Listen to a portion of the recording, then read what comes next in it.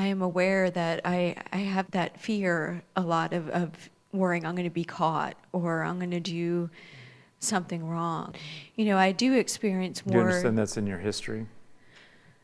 Yes. It's just your past. Well, is it karmic? Well, of course it is. Is it done? Would you like it to be done? So if you understand, well, yes, I would. I would. Okay, then let's go for the field that's grace, that's above it. So if in the hierarchy, what's above the causal level? Mental. Now we're talking. So if you can get into the mental and exercise the dominion. Yeah. It's like, but I still don't know how to release the karma mentally. Yeah, you get above it, but not in what is mentalizing, but using the mind as a tool, as an access into the spirit, and pulling in the spirit blessing into the karmic field. It's like, how'd you do that? Well, you pray for it. Real direct method. You call upon the name of God. And you watch how your mind is using its ability, using its tool. Yeah. And you monitor it such that I have to watch what I say. It's like, yes, you do. Yes, okay. And then I have to watch what I allow my mind to dwell upon. Yes, you do. That's always been the way it works. Yeah. It's like, okay, I'm more and more conscious of that I want to keep it in the highest way I can. Yeah. Well, then when you resort to your habitual ways, you need to cut it off. Yeah. And one of the things we're doing here in this movement of spiritual inner awareness is minimizing the downtime. What does that mean? Going into the negative when it's not necessary. It's like, is there a way I could do it all at once? Well, there is. When you're ready, you can do it all at once. Well, how to get ready to do it all at once? Well, do the part you can do through God's grace. Well, what is that? Well, for you, you'd know it as love it all. That's how you would know it. That's the simplest way to relate to, well, what is my part? Love it all. And then whatever part you don't love, there's your homework. That's John Rogers' challenge, by the way. Love every consciousness that comes before you. I have a few premises that I work by. One is, if I can't have fun doing this, I don't want to do it. And two is, if you don't have fun with me, I don't want you to do it either. And if you don't want to do it with me either, I don't want you here. But we don't want you to go. So everybody has to have fun. Now, fun doesn't necessarily mean go crazy. The only way you're going to be able to get anything out of this is just to pretend like I know what I'm talking about. I do. When I get through with this, you're going to find it infallibly correct. And the only way you're going to be able to find out if it's incorrect is to be able to go to where I'm talking about to check it out. And so I'm going to explain why things happen the way they do. Now, I know you've read all the philosophers' books in all the world, and they gave you philosophy as to why it happened that way. And you read all the books, and you didn't believe it. And I didn't either, so I decided I would go find out. Now, what we teach is a very simple thing. It's just called soul travel. I sometimes refer to myself as a travel agent.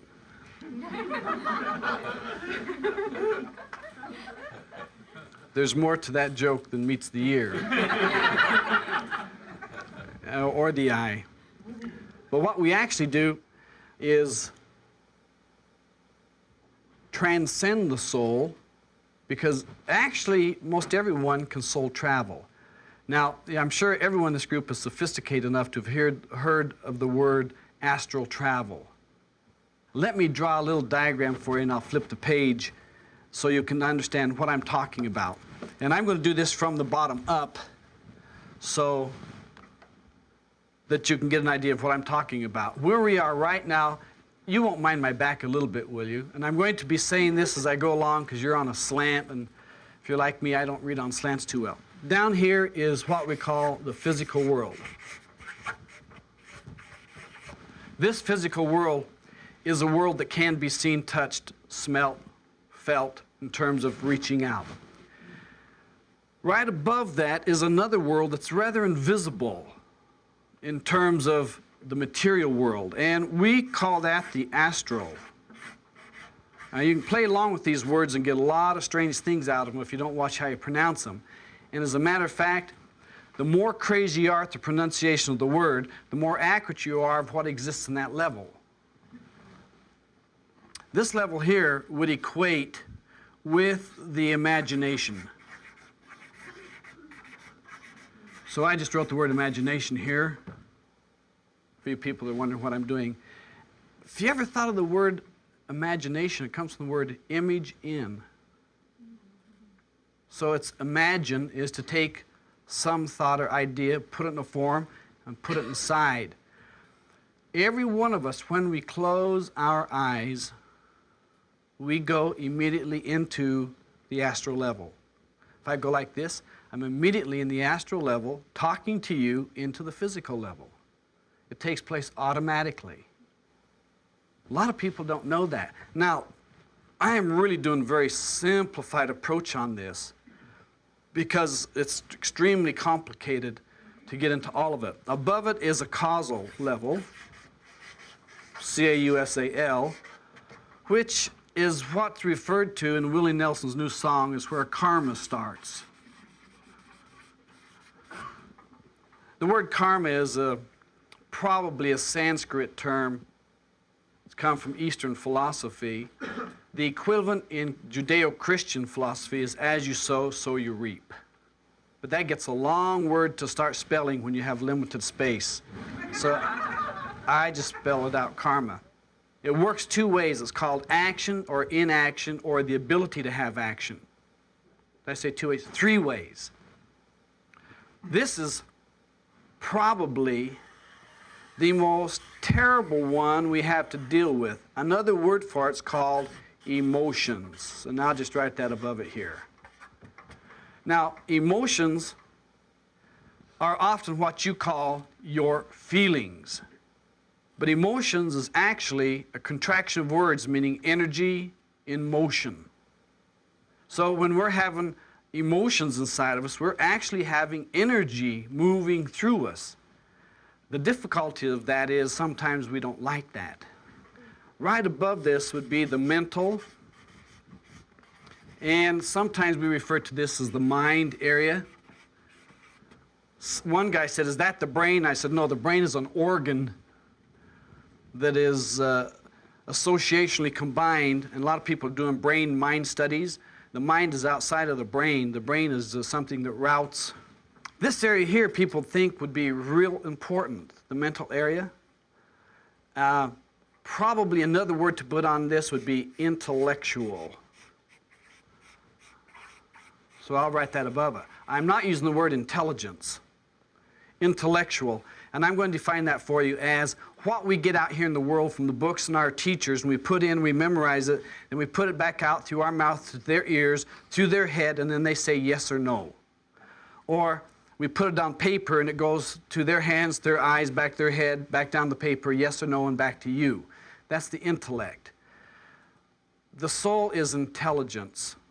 It's just knows. You don't have to use anything other than the physical right now and intelligence to know that you're sitting in a chair. I mean, you don't have to do astral, causal, or mental, or intellectual. You can just know it. But you may not know a lot of things about the sitting in the chair because you're not focused on it.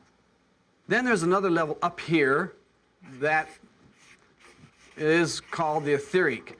Some metaphysical groups refer to the body and then they call it an etheric double. as though it's another body that hangs around it. There is one, and I'm not referring to that.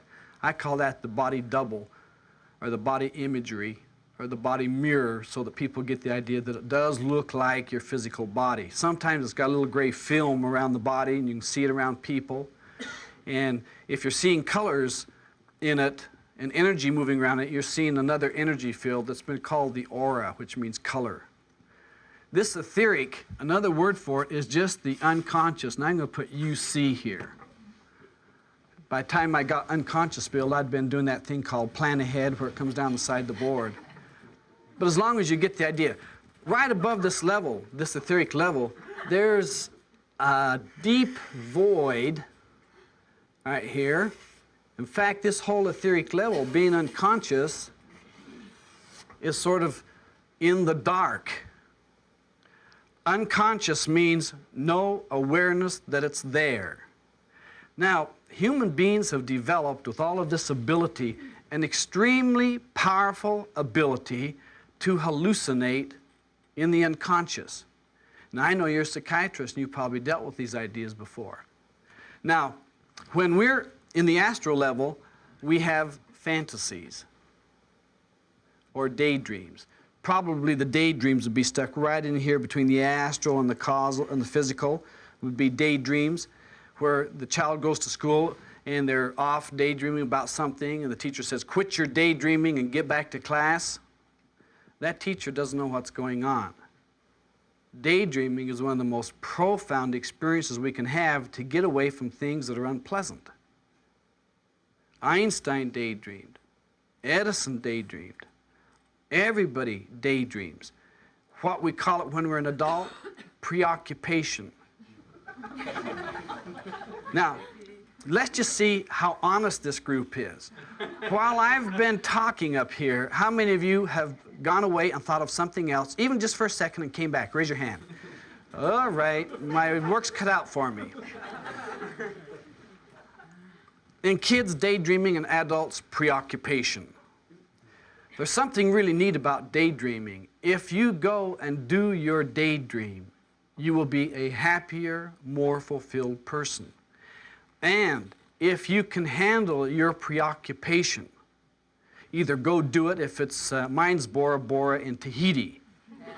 So I get down there every once in a while. While I'm there, I don't have any preoccupations. I don't think of the United States or anything. It's just, there it is, me and the fish and snorkeling and getting cut up on the coral. And we was riding on a boat out there.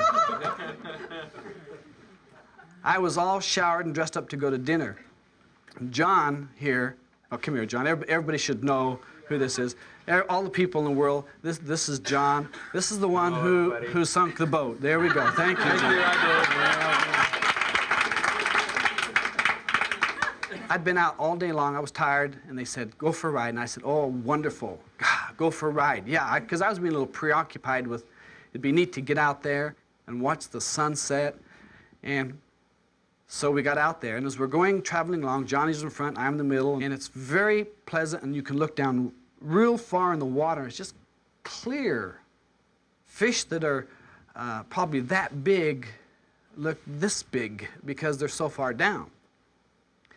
But as we're going down there, minding my business, and I'm leaning back watching for the sunset, John, my faithful guide, says, oh, look at the orange fish.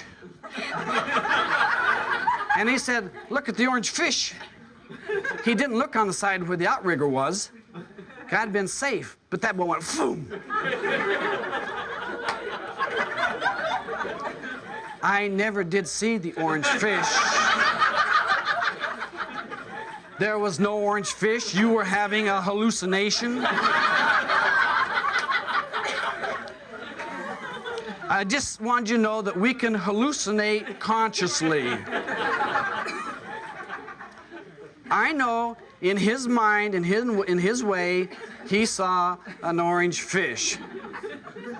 If you believe that, he also saw 42 octopuses. Did you? Ah, see, he's going to make his hallucination seem real by sticking to the orange fish story. when they go to put things on your head and you ask them if they're going to, what they're going to do, and they say, they'll just take a second, you'll know you're getting shock treatments. Tell them it wasn't an orange fish, you give it up.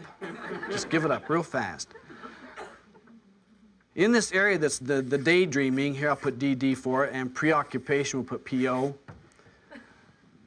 If you can actually do the thing that is preoccupying you, you become present, and all of these levels come present at exactly the same time.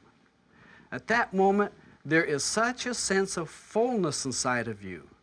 Now, there's one time that this will happen with most all people who are married having conjugal relationships, that all of these things come present at one time. And that is at the moment that the partners climax together in the connubial relationship, called sexual intercourse.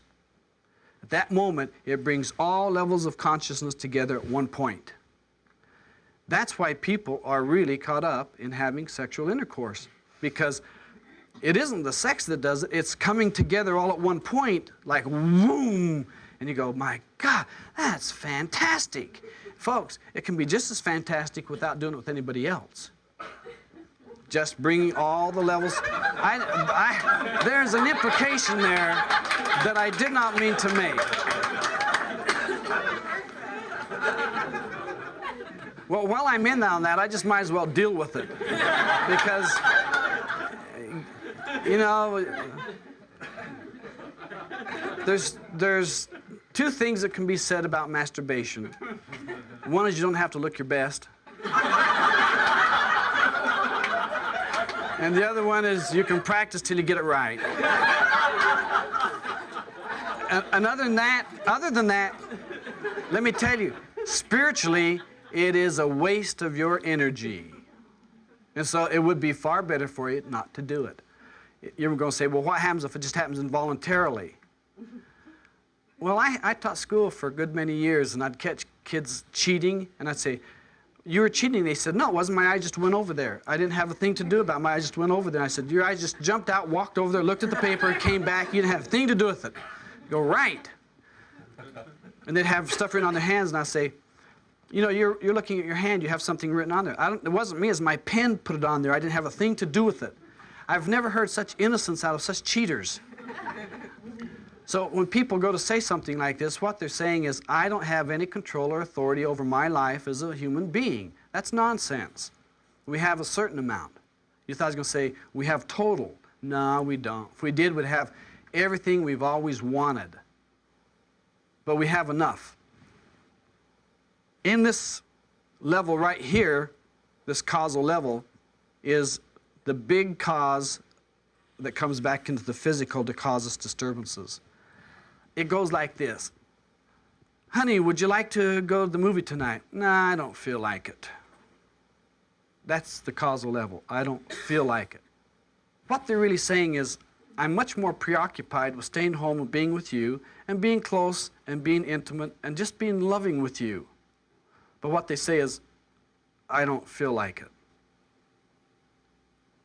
Well, later on, when a husband and the wife don't go to the movie, then she says, should we go to bed early and watch TV? And he says, nah, I think I'll sit in the den and watch TV, for I want to watch a football game. He knows why she didn't want to go to the show. Now, she knows why he doesn't want to come to bed. All of this action comes right out of this level here. It's called getting even. Now, I don't know if you know it, but revenge can be sweet. Vindictive is a terrible atrocity to do with yourself and others. But revenge is when you're getting even. Somebody does something and you come whipping back with a real sharp one. And you laugh and you have a lot of fun together. Vindictive is when you plan and think and plot all along of how you're going to get them. And revenge is when the opportunity comes up and you take it. Like when I had it here with Johnny, that was my revenge. It's complete, it's over. Maybe it was a purple fish, I don't care. But it's on tape as a goldfish. Orange, orange. Come to think about it, I did see that fish. Either that or somebody's doing a real strong thought projection. Thought projections come out of this area here, of the mental. We've been taught for a long time by people who are in behavioristic psychology called studying rats that, well, I grew up in the field. But we've ample proof now that the human being is both a sending and a receiving instrument, not only to itself, to others, but to the cosmic and to the universe and to the invisible. We're really tuned in. Now, if we're tuned in, why is it we're not getting to know what we want to know? This area right here called causal emotions is the biggest block. Right there. Just the feeling level itself can do so much. Somebody says something to you, you don't like it, so you feel like, well, I won't talk to them. So you withhold yourself inside and you don't talk to them. And pretty soon you start withholding your body from them by not being around them. And you withhold giving information to them so they don't know what's going on. Withholding, to me, contrary to a lot of popular belief, is the foremost spiritual sin we can do to each other. To know something that the other person should know and not let them know. Not later on when it's too late, but immediately. That's called communication. Every organization has in it at least one person who will attempt to sabotage. The organization could be a family. The entire organization, by withholding pertinent information until either a crucial time, which is called management by crisis, or they hold it until it's too late, it's called management by default. When that starts to take place, it's really time to isolate the individual and let them know, if it's in business, before the business collapses, you will be fired first. You're going to go first. In a family, if it's a child and they're causing havoc between parents, mother and father should get together and say, before we get divorced, you're going to go to the orphanage home. Because you're not going to do this and walk away. We all have our little idiosyncrasies inside of us where we think, because we think something, it's so. That's the intellect here. This is it, the big old star here. If I think it, it's so. Nonsense. We can think a lot of things that are absolutely in error almost all of the time. Do you like an example? People go to singles bars. I call them museums. Because they stand around looking across a space at each other, and they got a drink in one hand, a cigarette in the other. They're watching, and they're thinking, I would like to take, and I'll do it from a man's point of view, and you feminists can do it from a female point of view. Instead of me saying it looks at it, because it makes it more difficult. He's standing there going, boy, I would sure like to take her home. That's probably the nicest thing here tonight. But she probably doesn't like me. In fact, I know she doesn't because she's keeps looking at somebody else. And I don't know why she's happy here. This is about the third drink she's gotten, but at least I won't have to buy her any drinks. But then she won't be able to walk home, so she probably won't know who she's going with anyway. She's over on the other side, standing over there with the drink in one hand, a cigarette in the other. I don't know why they do that unless it's to keep their hands occupied so they won't grab each other. I mean, it's kind of obvious when you got a drink and a cigarette to go after somebody. It's clumsy.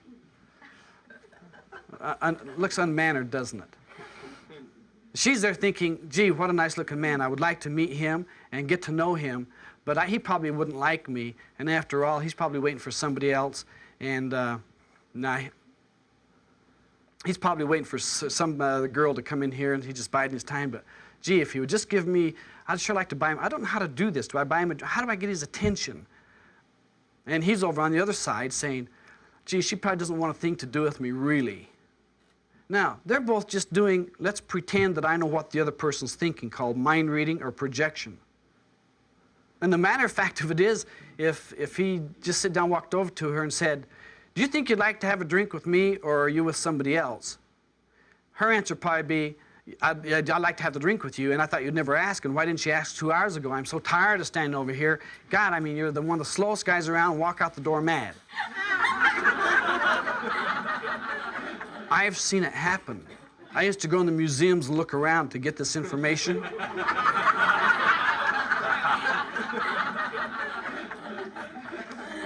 What were you all saying? I was doing research. That's what you always thought. I was just doing research. Writing my term paper. I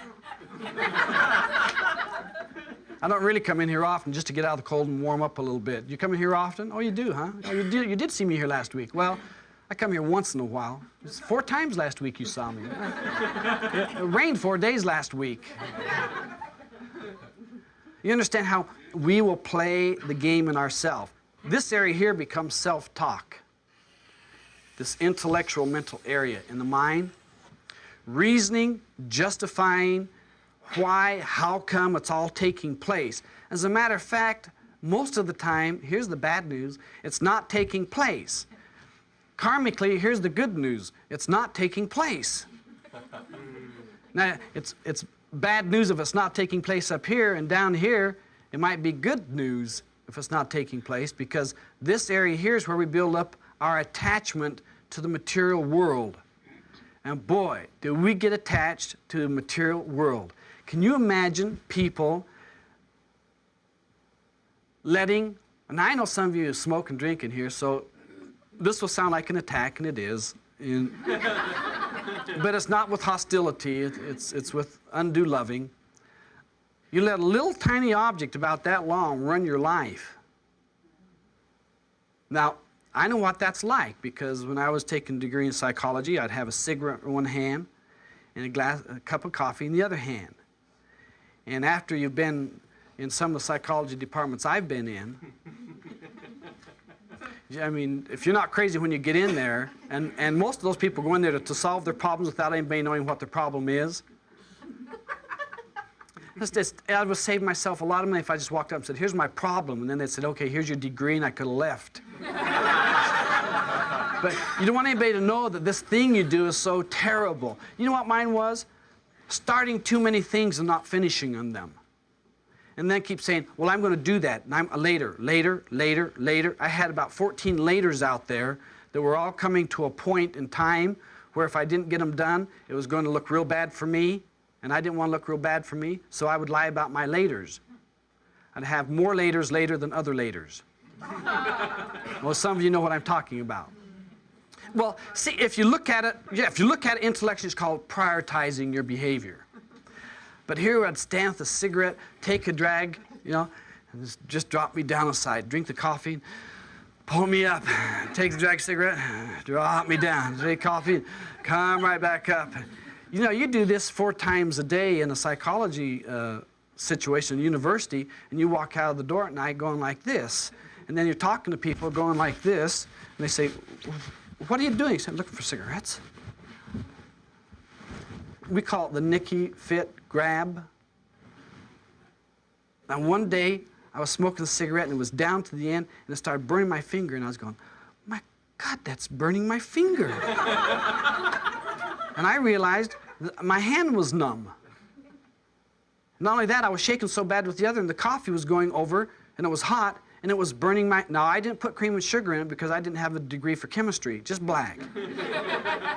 You see how I reasoned that one out real good for you? Stimulate the liver, keep things going, keep everything going up. And I stood there, and all of a sudden, this type of insight where you go, aha, oh. If anybody would have told me what was happening, I'd have said, oh, sure, you're just saying that. Well, they were saying that because it happened to be true, but it wasn't true for me until it was true for me. So I took the cigarette, and I just dumped it in the coffee and put it down, and I remember it was Marlboro crush-proof box. And I reached in my pocket, and I pulled it out, and I said, Marlboro's crush-proof box. It's not crush-proof. They probably lied about a bunch of other things, and I threw them away. When you reach that place where you're sick and tired of being tired and sick, and you change, you don't have withdrawal. All of a sudden, it just cleared. You come real clear inside. I happened to, at that point, integrate a lot of me at one point. Integrated. But I have real high hand coordination, and people that have high hand coordination have got to do something with their hands. So the next thing you start doing is biting fingernails and hangnails and tapping on stuff. And just anything that's irritable, tapping pens, taking coins and flipping them on something to listen to the noise, until people start going crazy saying, would you go home early? And you go, no, I don't want to go home early. I want to sit here and I'm having a good time. I used to put quarters on my knuckles and roll them back and forth like this. And then I got good and I moved to dimes. I started out actually with 50-cent pieces because you're clumsy, it takes a little, but when you get down to dimes, folks, you try it, you're going to find out, oh boy, you won't really know talent. I can't do it now because the hands are old. Isn't that a wonderful sound? What I've just shown you there is how the body is put together in the physical and the invisible. How it functions through all that has taken me 20 years lecturing. This is 2,399th lecture tonight about this. There is an area here. Now I'm just going to do these in initials. And let's start down here. The physical, and the astral, and the causal, and the mental, and the etheric, and the soul. If you want to remember it, it says PACMES backwards. P-A-C-M-E-S. Yeah, it's a mnemonic device to memorize things. Over here is what's been referred to in a lot of groups as I am. We call it inner awareness movement. Then we put the soul up here and it's called the spiritual inner awareness movement. And that's what we're doing here, is just moving the spiritual inner awareness through the levels of consciousness when we feel like it. When I feel like it, I move it. Most people are running victim consciousness. It's called, look what's happening to me. It's terrible. When am I going to get mine? Well, the question is when you're going to go out so you can get yours. If you withhold yourself from your life, and this is where it gets in the more serious thing. This area here we would call life, as we know it in this physical body. This is the life. Outside of this, there is another existence that is independent of us.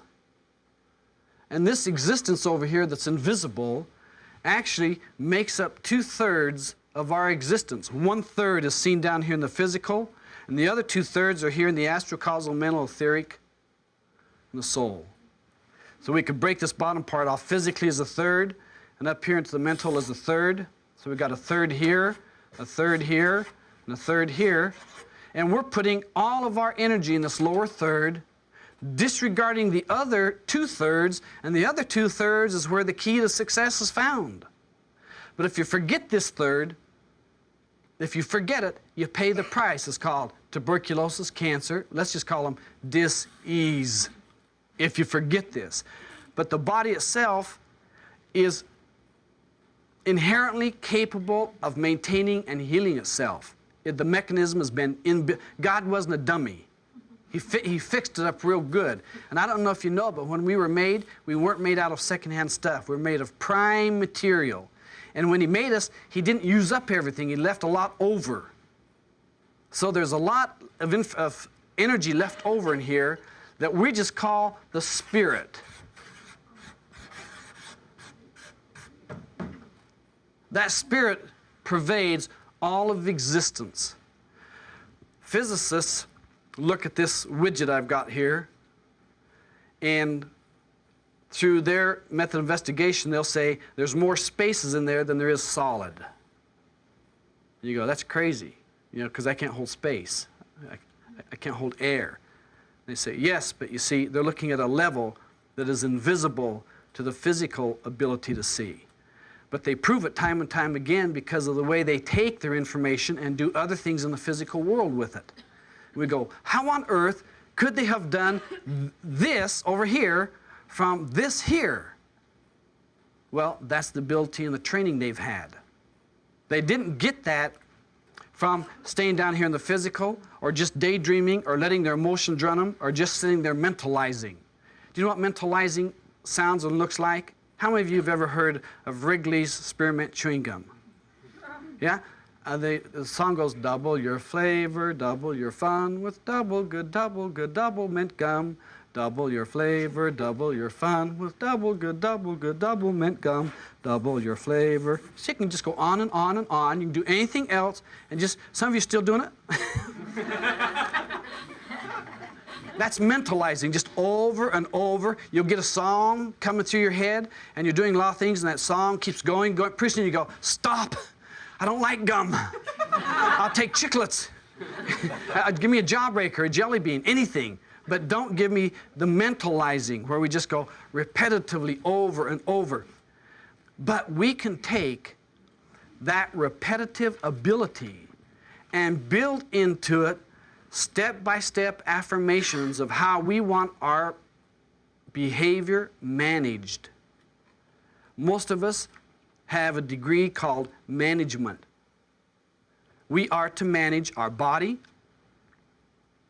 our emotions, our mind, and people will not manage their emotions. Do you ever see people get mad and just yell and scream at somebody because somebody's not doing what they want them to do? Well, the person who's doing what they're doing is just doing what they're doing. But the one who's yelling and screaming is not managing their emotions. Their emotions is running them like the cigarette was running me and the coffee was running me. Until I started managing my physical body and what I started to take into it, then I was being managed by it. Some people get anxiety, depression, because they won't manage their emotions. They say, oh, it's okay if I go ahead and do this. We go, watch it. Every time you do that, you end up depressed or full of anxiety. Well, I got this urge. Control the urge this time. No, I'll control it next time. No, this time. They go, why? Because this is the moment where you have the challenge. I quit smoking 100 times after a cigarette, but never just before the next one. The time you quit is just before the next one. If you want to lose weight, the way you lose weight is not on the last meal you ate that you're finished with. It's the next spoonful that's going to go in your mouth. That's when you start managing weight control. If you get this, how simple it is. Some people, every time their elbow bends, their mouth opens. It's like their elbow's connected to their mouth. And we go, wait a minute, you don't have to open your mouth.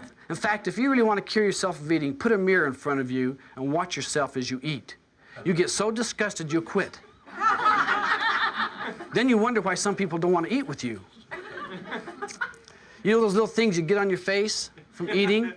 They're called wogs. W-O-G-S, wogs, yeah. You know, like food, the food jumps off, it gets in your beard or your mustache, or... Yeah, it's called a wog. Fish wogs stick more, and the next thing will be soggy bread wogs. I don't know if you knew that, but when you're out at a restaurant and somebody's got a wog on them, you can spend all afternoon trying to get them to take it off. Like you go like this.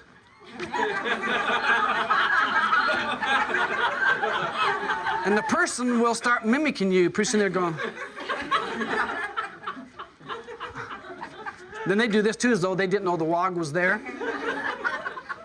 They know. In our group, we just tell them, look, if you see it there and it bothers you, just either reach over and take it off or tell me and I'll get rid of it. So we say, you know, you got a wog there or something like this. Well, it's amazing, called you are participating in your life with the other person.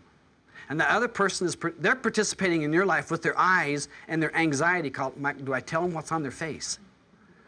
I remember telling a friend once he had some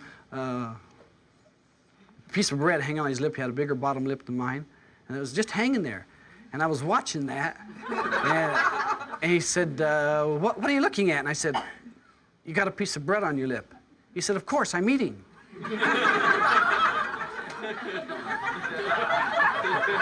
And I said, would you mind eating the bread that's on your lip so I can get on with this, because I don't know which way that thing's going to go, and we're up against a real tiebreaker here. You know, out of pure spite, he'd just sit and balance that thing.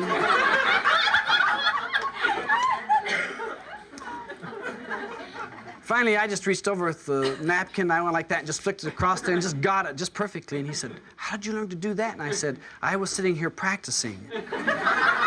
how I was going to do that. I didn't know if I was going to hit you in the face or the eye, but it just clicked it right off, just as slick as a whistle. I've been going to do that since, but I've never had the nerve. But I do know this. If we see it real clear in our mind, real clear in absolute detail, we can bring it about in the physical world. The first time may be clumsy. People in this world do not want to make mistakes. Folks, you are a mistake. we are. I mean, we're supposed to come down here and do this in one, and Adam and Eve weren't supposed to have messed off. In fact, I was watching Archie Bunker last night, and he did it in a nutshell. He said, God created Adam, then he took a rib out of Adam and created woman, and that's why she's cheaper. Well, ribs are cheaper than the whole thing. Now, we know that's true, don't we? You have to have seen it to have really gotten it. If I were an Archie Bunker, I'd really tell you a lot of things about that. How many here do read the Bible? How many of you read the Bible? Do you know that, well, you should. It's good literature, even if you don't care for the storyline. It's good literature. Did you know the Bible talks about baseball? First thing out, it says, in the beginning.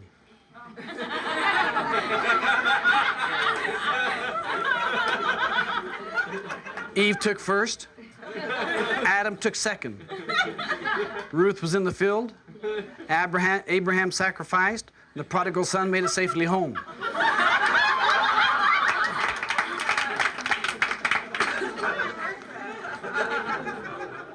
If you don't enjoy reading the Bible, find out what's hidden in there. You know, I'm just telling you, it's a lot of fun. All of us, just a lot of fun. With that fun comes the unifying of the consciousness. All of this comes together. It just comes together. How? Folks, I don't know how, or I would just hit you and have it come together. But I know that you all can make it come together. You all. Where are we? How far south are we? Each one of you can make it come together. Not too far. I'm not. Say y'all. Yeah, well.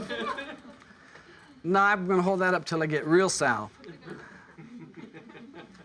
Each one of us can, by taking managerial control over our body at any given moment and every given moment.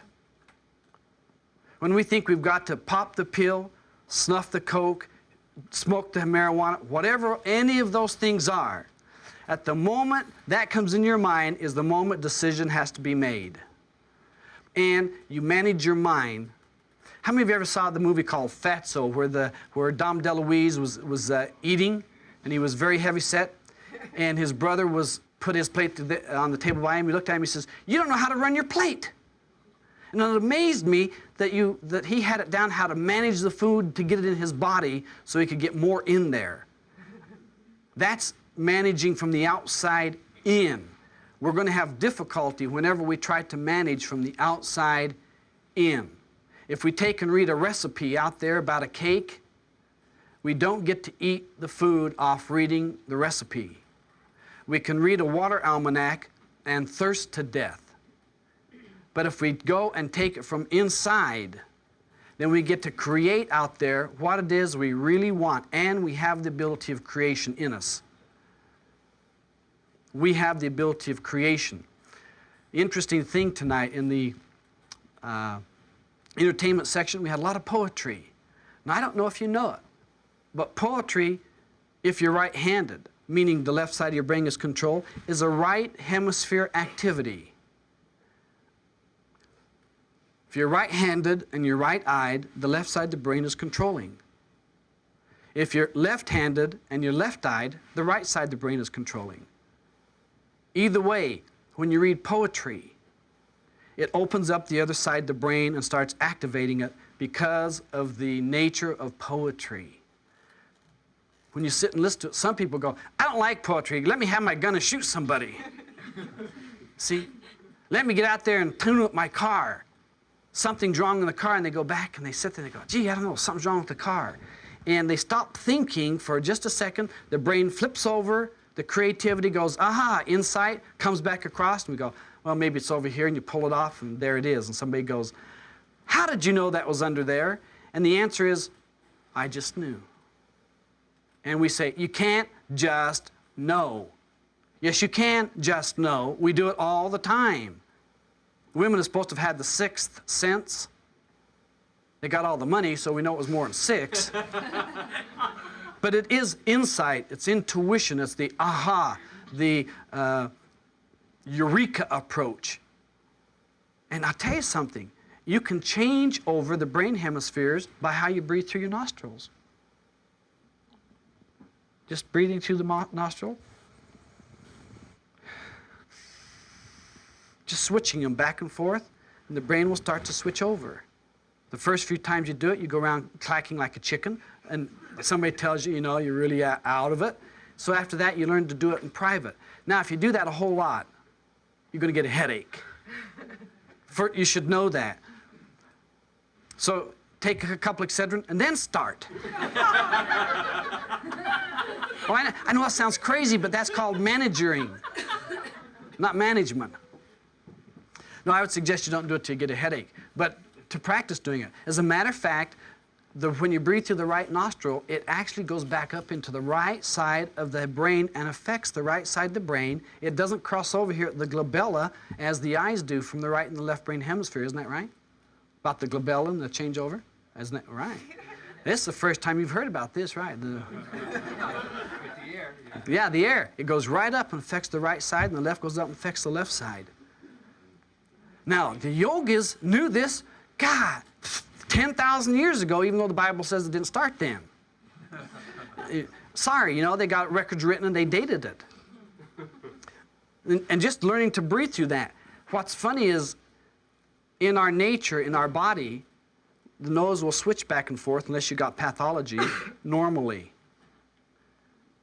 Normally. You want to dream? If you're right-handed and you sleep on your left side, your right nostril will open. If you lay on the right side, the left nostril will open.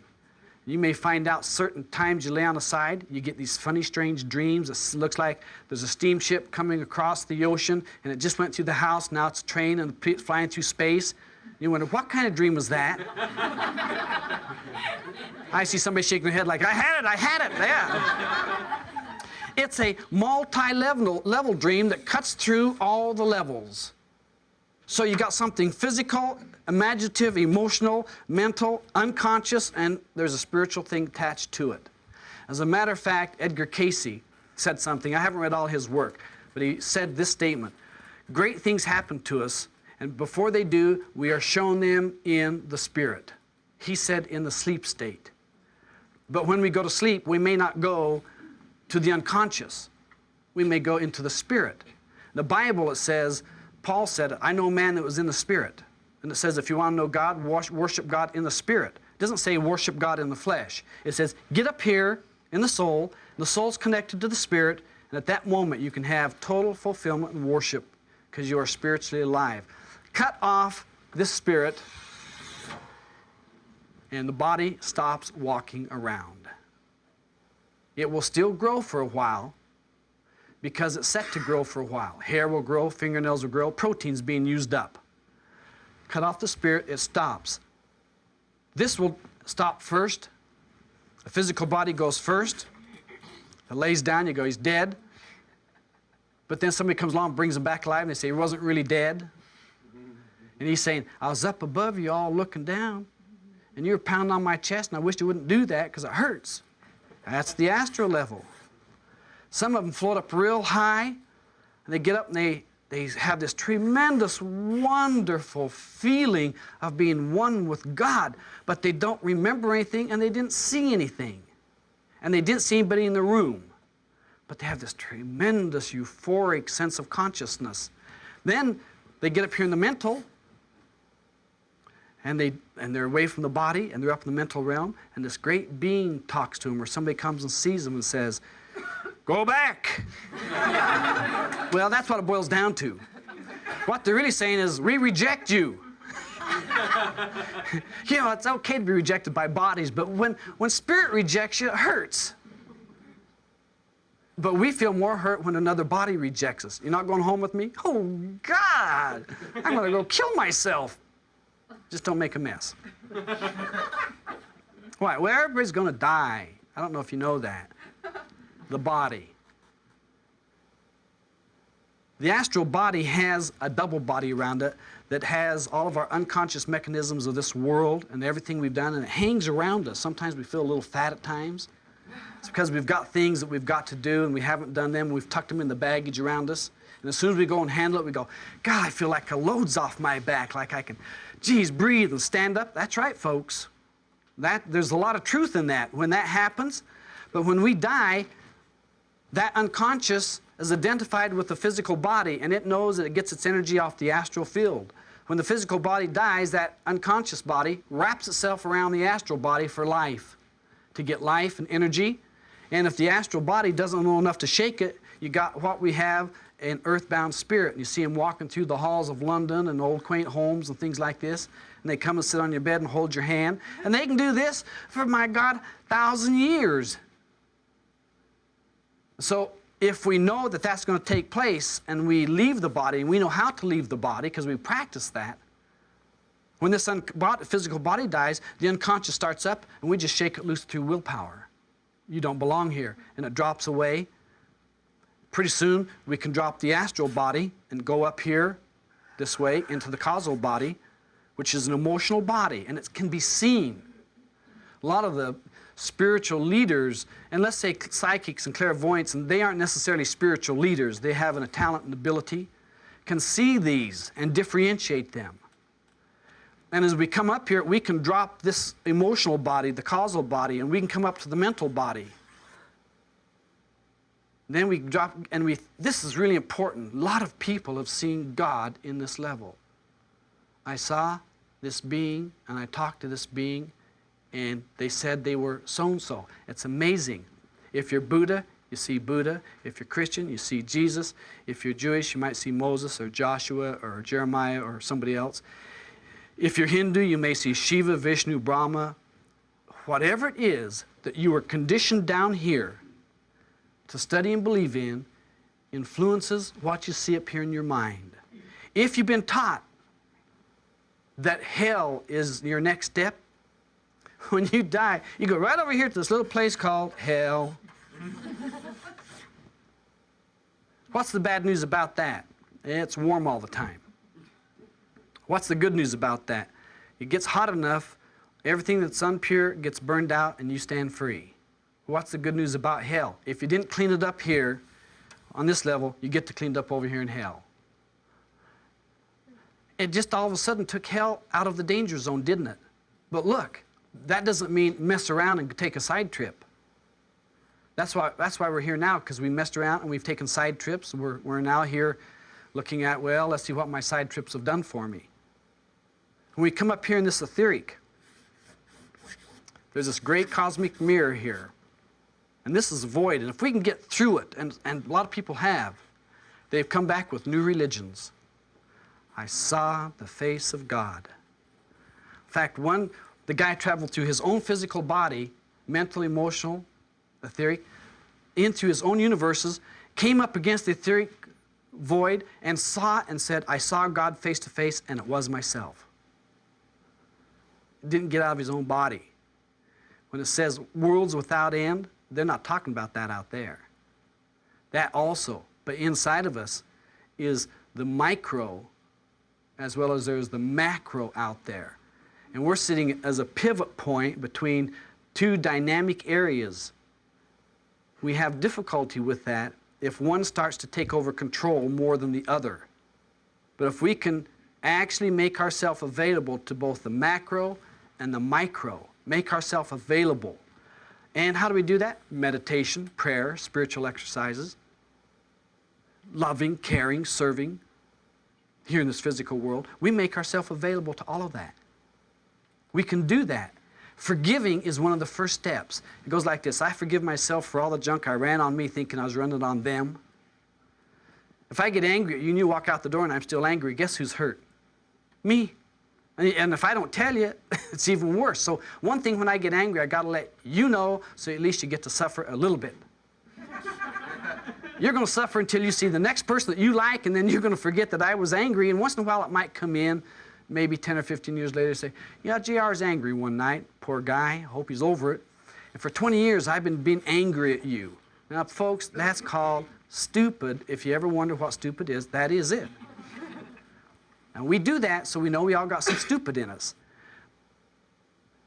I love my dad. He'd beat me at the belt, and when the beating was over, it was over. My mother, she'd beat you, and then she'd yell at you for 30 minutes later on, 40 minutes. She'd say, Mom, she hit me, yell once, shut up. If we get into this I am, this is what the movement teaches, how to transcend across from the physical, the astral, the causal, the mental, the etheric, how to get across there through spiritual exercises. We can get in this right up above it and come up above the soul level. And above all of creation, which is above the soul level, we get to then go down and we can correct the things in our lives that weren't correct. And we can make our life wonderful and beautiful, and we find out we could have done it without going up to the top to do it. And that's managing yourself moment by moment, decision by decision, and knowing that there are consequences coming if you do it the wrong way, so you pull yourself in line and do it the correct way. That's called living your life right now, and we call it health, wealth, and happiness. Berush Beshan.